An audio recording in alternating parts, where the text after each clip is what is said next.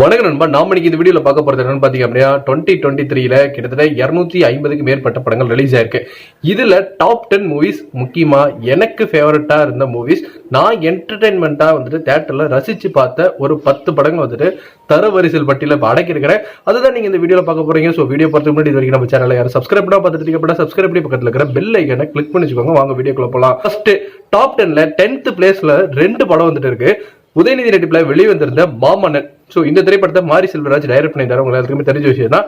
So மிகுந்த எதிர்பார்ப்புல வந்துட்டு தியேட்டர்ல போய் நான் ஒரு பார்த்த படம்னே சொல்லலாம். அதுல அந்த இன்டர்வல் சீன்ல சேர் எடுத்து அடிக்கிற சீன் இன்னுமே வந்துட்டு நிலவரம் இருக்கு.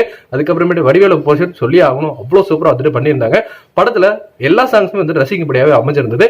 சோ டாப் 10ல 10th பிளேஸ் வந்துட்டு நான் வச்சிருக்கேன். இதுக்கடுத்து இதே டாப் 10 இன்னொரு படமும் ஷேர் பண்ணிக்க போது, அதுதான் நம்ம கார்த்திக் சுப்ராஜ் இயக்கத்துல வெளிவந்திருந்த ஜிகர்தண்டா டபுள் எக்ஸ்.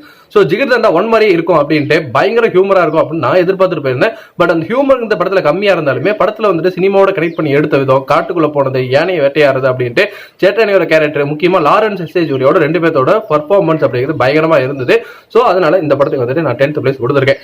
இதுக்கு அடுத்தது வந்து பாத்தீங்க அப்படின்னா 9th பிளேஸ்லயுமே 2 படம் இருக்குது. ஃபர்ஸ்ட் வெற்றிமாறன் இயக்கத்துல வெளிவந்திருந்த விடுதலை பார்ட் 1 படம் போனது வெற்றிமாறனுக்காக தான். சோ வெற்றிமாறனுக்காக நம்ம இந்த படத்தை வந்து தியேட்டர்ல பார்க்கறோம் அப்படின்னு முடிவு பண்ணி சோ அந்த படத்தை தியேட்டர்ல பார்த்திருந்தேன். எனக்கு வந்துட்டு நல்ல ஒரு ஃபீல் வந்து கொடுத்தது.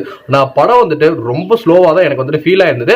நல்ல படம் பார்த்து திருப்தி வந்துட்டு இருந்தது. அதே மாதிரி சாங்ஸ் வந்துட்டு தியேட்டர்ல கேட்கும் போது ரொம்ப பிளசண்டாவும், அப்படியே நாம மட்டும் அந்த காட்டுக்குள்ள வந்துட்டு அது நடந்து போயிட்டு இருக்கிற சூரிய கூட சேர்ந்து அந்த மாதிரி வந்துட்டு ஒரு ஃபீலுமே வந்துட்டு கொடுத்ததா இருந்தது.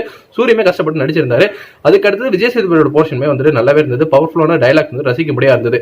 இதே டைம் 9th பிளேஸ் இன்னொரு படமும் வந்துட்டு ஷேர் பண்ணிக்குது. அதுதான் நம்ம பொன்னியின் செல்வன் பார்ட் 2. சோ பொன்னியின் செல்வன் 1 பார்த்தாச்சு, கண்டிப்பா பார்ட் 2 பார்த்ததே ஆகணும், வேற வழியே கிடையாது இல்லையா? அது மட்டும் இல்லாம நான் அதுக்கு முன்னாடி இந்த கதையெல்லாம் வந்துட்டு யார் சொல்லி கேட்டதும் கிடையாது. சோ அதனால எனக்கு பொன்னியின் செல்வன் பார்ட் 2 வந்துட்டு ரொம்ப பிடிச்சிருந்த படமா தான் அமைஞ்சிருந்தது. அதனாலதான் டாப் 9th வந்துட்டு 2 படத்துல வந்துட்டு இந்த ஒரு படமா வந்துட்டு அமைஞ்சிருக்குதுன்னே சொல்லலாம். இதுக்கு அடுத்தது டாப் 8th பொசிஷன்ல பாத்தீங்க அப்படின்னா 2 படம் இருக்கு. சந்தானம் நடிப்புல வெளிவந்திருந்த டிடி ரிட்டர்ன்ஸ். சோ திலீப் துட்டு பார்ட் 3 தான் டிடி ரிட்டர்ன்ஸ் டைட்டில் மாதிரி நாங்களே எடுத்துட்டு இருக்கோம். நான் கிளைமேக்ஸ்ல சந்தானம் சொன்ன வசத்துல இருந்து அதே மாதிரி படத்துலமே ஹியூமன் நல்லா ஒர்க் அவுட் ஆயிருந்தது. ஃபர்ஸ்ட் ஹாஃபும் செகண்ட் ஹாஃபும் வந்துட்டு கம்பேர் பண்ணும்போது கிட்டத்தட்ட ஃபர்ஸ்ட் ஹாஃப் என்ன ரொம்ப சீக்கிரமா முடிஞ்சிருச்சு, செகண்ட் ஹாஃப் என்னடா அதுக்குள்ள முடிஞ்சிருச்சு அப்படின்ட்டு ஒரு எண்ணமும் கொடுக்கதான் செஞ்சது.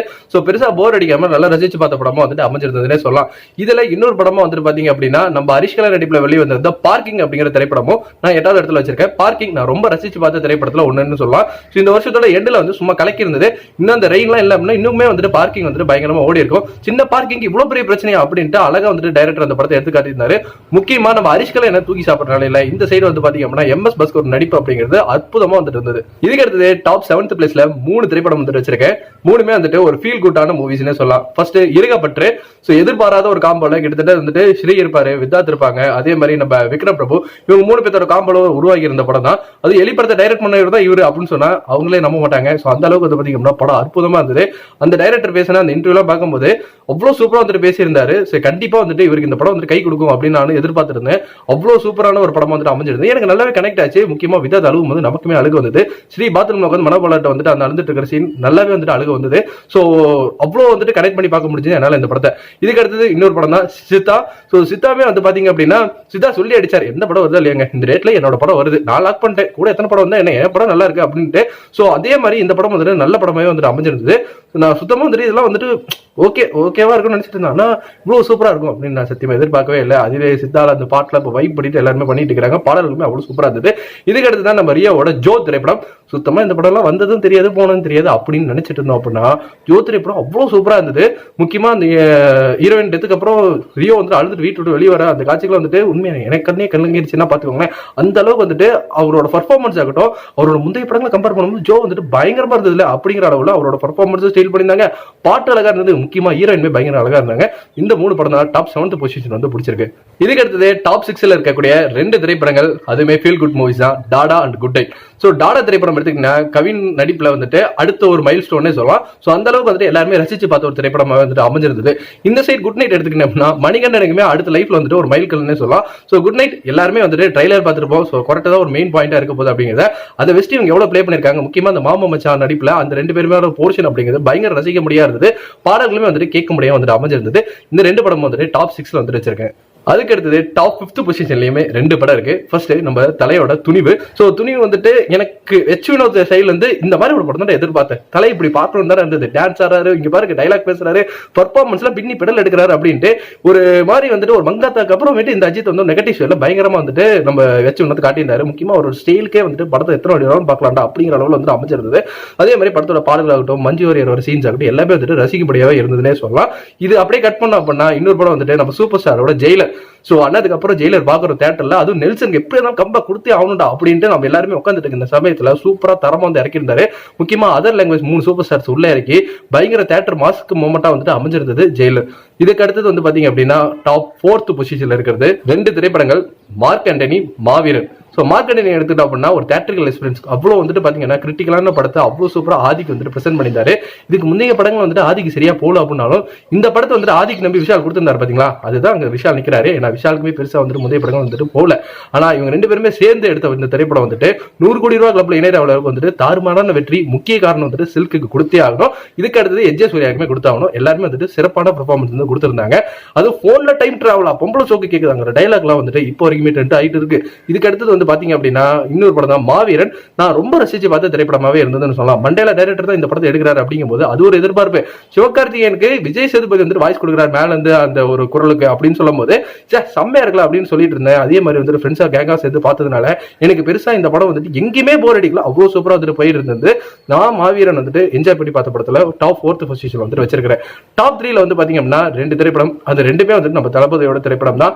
லியோ, வாரிசு 2மே வந்துட்டு நான் ஒரே மாதிரி தான் பாக்குறேன். இந்த சைடு வாரிசு வந்துட்டு காலைல 5 மணி ஷோ போயிட்டு பார்த்திருந்தேன். நான் வந்துட்டு என்ன எதிர்பார்த்துட்டு போனேன் அப்படின்னா ஒரு ஃபேமிலி டிராமா சோகமா இருக்க போது கண்டிப்பா வந்துட்டு அடுத்த ஒரு விக்ரம் படம் மாதிரி தான் இருக்கும் அப்படின்னு நினைச்சிட்டு போயிட்டு இருந்தோம் அப்படின்னா எனக்கு ஃபன் ஃபீல்டா வந்துட்டு படம் வந்து அமைஞ்சிருந்தது. முக்கியமா வம்சி அந்த ஹியூமர் போர்ஷன் வந்துட்டு அவ்வளவு அழகா வந்துட்டு கேரி ஓவர் பண்ணியிருந்தாரு. தளபதியுமே வந்துட்டு அந்த இன்டர்வல் வந்து தி பாஸ் ரிட்டர்ன்ஸ் போட்டதாகட்டும், அதுக்கப்புறமேட்டு இருக்கக்கூடிய ஆக்ஷன் சீக்வன்ஸ் ஆகட்டும் எல்லாமே வந்துட்டு ரசிக்கும்படியாவே அமைஞ்சிருந்தது. பெருசா இல்லாம சட்டலா வந்துட்டு ஒரு பர்ஃபார்மன்ஸ், அதுவும் குடும்பத்துக்காக. இந்த சைடு லியோ எடுத்துக்கிட்டீங்கன்னா லியோவும் குடும்பத்துக்காக தான், எல்லாமே வந்துட்டு ஃபேமிலி படம் தான் நடிச்சு வச்சிருக்காரு. ஆனா இதுல என்ன ஃபுல்லா ஆக்ஷன் தான். எனக்கு இதுல வந்து ஹியூமர் அப்படிங்கிறது பெருசா இல்ல. ஆனா வாரிசுல வந்துட்டு பாத்தீங்க அப்படின்னா ஹியூமர் நல்லா ஒர்க் அவுட் ஆயிடுது. லியோல அந்த ஆக்ஷன் வந்துட்டு அவ்வளவு சூப்பரா வந்துட்டு செஞ்சிருக்காங்க. தளபதி இவ்வளவு வைல்டா நம்ம பார்த்ததே இல்லை அப்படிங்கிற அளவுக்கு வந்துட்டு லோகேஷ் வந்து சூப்பரா கொடுத்திருந்தாரு. படத்துக்கு போறதுக்கு முன்னாடி வரைக்கும் எல்சிஓ வந்து இவங்க நடிக்கிறாங்க, அவன் நடிக்கிறான், அவனுக்காக வர இவங்களுக்காக வர அப்படின்ட்டு நிறைய பேர் வந்து சொல்லிட்டு இருந்தாங்க. நான் போனது தளபதிக்காக. எனக்கு வந்துட்டு ஃபுல் சாட்டிஸ்பேக்ஷன் வந்துட்டு படம் அமைச்சிருந்தது. இதுக்கு அடுத்தது டாப் 2ல இருக்கக்கூடிய திரைப்படம் தான் போர் தொழில். சோ அசோக் செல்வன், சரத்குமார் நடிப்புல வந்திருந்த திரைப்படம் தான். சுத்தமா எதிர்பார்க்கவே இல்லை. ஆனா ராட்சசன் அளவுக்கு இருக்கும் அப்படிங்கறத படம் பார்த்ததுக்கு அப்புறமேட்டு எல்லாருமே சொல்ல ஆரம்பிச்சிட்டாங்க. சோ போர் தொழில் வந்துட்டு டாப் 2nd பிளேஸ்ல வந்துட்டு வச்சிருக்கேன். உண்மையாலுமே வந்துட்டு அவ்வளோ திக்கு மொமெண்ட்ஸ் அப்படிங்கிறது படத்துல நிறைய இருந்தது. தியேட்டர்ல பார்த்திருந்தீங்க அப்படின்னா அதை நீங்க கண்டிப்பா வந்துட்டு நீங்க கனெக்ட் பண்ணியிருப்பீங்க அந்த ஒரு பொசிஷன். அதுவும் முக்கியமா அந்த ரயில்வே ட்ராக்ஸ் எல்லாம் வந்துட்டு அவ்வளவு சூப்பரா வந்துட்டு அமைஞ்சிருந்ததுன்னே சொல்லலாம். இதுக்கு அடுத்து என்னோட 2023ல டாப் 1st பிளேஸ் பிடிச்சிருக்க திரைப்படம் தான் நம்ம சசிகுமார் நடிப்புல வெளியே வந்திருந்த அயோத்தி திரைப்படம். சுத்தமா எந்த எதிர்பார்ப்புமே கிடையாது. சசிகுமார் ரொம்ப நாள் கழிச்சு ஒரு படம் வந்திருக்குது. இந்த படம் வந்தது கூட நிறைய பேருக்கு தெரியாது. அப்படிங்கிற ஒரு நிலைமையில அயோத்தியை போய் பார்த்தோம் அப்படின்னா அவ்வளவு சூப்பரா எடுத்திருந்தாங்க படத்தை. கிட்டத்தட்ட ஒரே நாள்ல நடக்கக்கூடிய கதை தான். தீபாவளி அன்னைக்கு அந்த டெட் பாடி இவங்க எப்படி என்ன பண்றாங்க யாருன்னே தெரிய ஒரு காமன் வந்துட்டு ஹெல்ப் பண்றாரு அப்படிங்கும் போது அந்த டைரக்டர் ஒரு வார்த்தை சொல்லியிருந்தாரு, இப்படி சசிகுமார் நீங்க சூஸ் பண்ணீங்கன்னு கேட்டப்போ யார்கிட்ட இந்த கதையை சொல்லி அவங்க எடுத்துட்டு போனாலுமே இந்த ஹீரோ யாரு எப்படி ஹெல்ப் பண்ணக்கூடியவரும் ஃபர்ஸ்ட் அவருக்கு நாங்க வந்துட்டு கொஞ்சம் சீன்ஸ் வச்சதுக்கு அப்புறம் தான் இவர் வந்துட்டு இந்த மாதிரி ஒரு கேரக்டர் நாங்க எஸ்டாப்ளிஷ் பண்ணிருக்க முடியும். ஆனா சசிகுமார் படத்துக்குள்ள கொண்டு வந்ததுக்கு அப்புறம் சசிகுமார்னாலே உதவி பண்ணவன் தெரிஞ்சவர் தானே. சோ அவர் உதவி பண்ணுமா ஆடியன்ஸ் கேள்வியே கேட்க மாட்டா, கம்முனு படத்தை பார்ப்போம் அப்படின்னு சொல்லியிருந்தாரு. உண்மையா அப்படிதான் இருந்தது. நாம அந்த கேரக்டர் பத்தி எதுவுமே யோசிக்கல. சசிகுமார் பாத்தியா பார்த்தது ஹெல்ப் பண்றாரு அப்படின்ட்டு. ஸோ அந்த ஒரு நாள் ஃபுல்லா நடக்கக்கூடிய அந்த டிராவல் அவ்வளோ அழகா வந்துட்டு படமாக்கி இருந்தாரு. முக்கியமா அந்த சாங்ஸ் ஆகட்டும், அந்த நடிச்சிருந்த அந்த பொண்ணு, அவங்க அப்பாவோட கேரக்டர், அந்த தம்பி, இது அதாவது அந்த மார்ச் வரல வந்துட்டு எவ்வளவுதான் காசு இருக்குன்னு சில்லறை சுண்டில வந்துட்டு உடச்சு கொடுப்பாம பாருங்க. அந்த சீக்வன்ஸ்லாம் உண்மையா வந்துட்டு கண்ணில் தண்ணி வந்துருச்சு. ஸோ அந்த அளவுக்கு வந்துட்டு நான் ரொம்ப எதிர்பார்க்காம ரசிச்சு பார்த்த படத்துல வந்துட்டு அயோத்தி டாப் நம்பர் 1 வந்துட்டு எடுத்து பிடிச்சிருக்குது. ஸோ நீங்க 2023ல பார்த்து ரசிச்ச திரைப்படம் எது அப்படிங்கறத கமெண்ட் செக்ஷன் வந்துட்டு தட்டி விட்டுருங்க. ஃபார் மோர் சினிமா அப்டேட்ஸ் மறக்காம நம்ம சேனலை சப்ஸ்கிரைப் பண்ணி பக்கத்துல இருக்கிற பெல் ஐக்கானை கிளிக் பண்ணி வச்சுக்கோங்க. நன்றி, வணக்கம்.